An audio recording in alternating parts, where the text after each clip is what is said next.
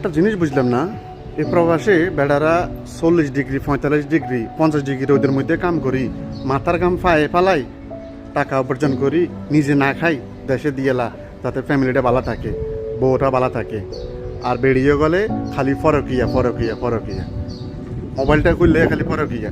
আমার কাছে যদি আমার একটা পাওয়ার থাকতো, যখন ফরকিয়া করছে এগুলো আনি এই 45-50 ডিগ্রি রোদের মধ্যে এই বালুর মধ্যে ছাড়ে দিতাম। কর কাম, চা বেড়ারা কত কষ্ট করে, তোরা তো ফরকিয়া করো, চা বেড়ারা কত কষ্ট করে প্রবাসে। দেশে কাম কাজ নাই, এই জন্য তো বিদেশে এই রোদের মধ্যে কাম করে, তো করে সুগার একবার লাগে। তারপরও এই বেরিয়াইতে গেলে খালি পরকিয়া পরকিয়া, আরামে আসে তো টেঁয়া দে বেড়ারা, আর খালি বেড়িরা পরকিয়া।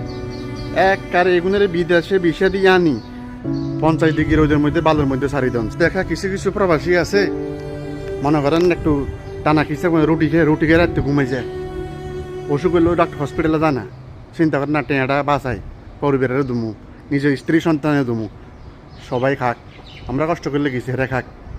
আর বেরিয়ে গেলে খালি ফরকিয়া ফরকিয়া, শালার মোবাইলটা খুললে খালি ফরকিয়া।